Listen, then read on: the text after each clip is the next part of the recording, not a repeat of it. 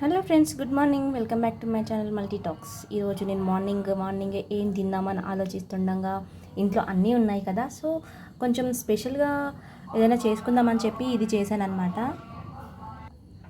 Egg paneer omelette అనమాట. Egg bread ఆమ్లెటే, కాకపోతే మీరు ఎప్పుడైనా క్యాప్సికమ్తో బ్రెడ్ ఆమ్లెట్ చేసుకోండి. ఎంత ఎక్సలెంట్ ఉంటుందంటే టేస్ట్ టోటల్ సూపర్ డిఫరెంట్ ఉంటుంది అనమాట. అండ్ పన్నీస్ చిన్న చిన్న ముక్కలు కట్ చేసుకున్నాను, ఉల్లిపాయలు, క్యాప్సికమ్ అండ్ కొత్తిమీర. దీంట్లోకి పైన కొంచెం మిరియాల పొడి, ఉప్పు, ఒక పచ్చిమిర్చి లేదంటే కారం అండ్ ఇంకోటి మిరియాల పొడి, ఇవన్నీ యాడ్ చేసుకొని కొంచెం ginger garlic paste and then mixed వెళ్ళనమాట. ఎగ్ వేసుకున్నాను, కొత్తిమీర, క్యాప్సికమ్, ఉల్లిపాయ ముక్కలు అండ్ పన్నీర్.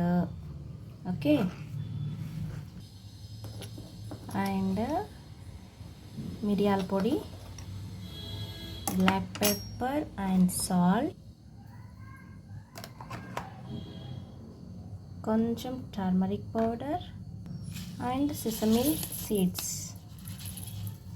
ఇవి మనకి చాలా హెల్త్కి మంచిదండి, నువ్వులు. Put it all veggies and లాస్ట్లో ginger garlic paste mixed well. చక్కగా కలిపేసుకున్నాను. ఇప్పుడు ఇంకా ప్యాన్ పెట్టేసి కొంచెం ఆయిల్ వేసేసుకుందాం. ఫస్ట్ బ్రెడ్ని కొంచెం రోస్ట్ చేద్దాం.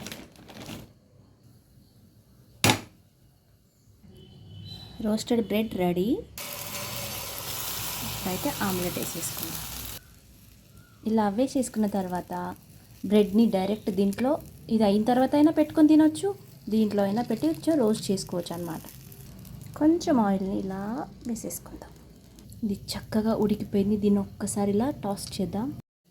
చూడండి ఎంత యమ్మీగా ఉంటుందంటే బ్రెడ్ పన్నీర్ ఆమ్లెట్ శాండ్విచ్ అనమాట. చాలా బాగుంటుంది.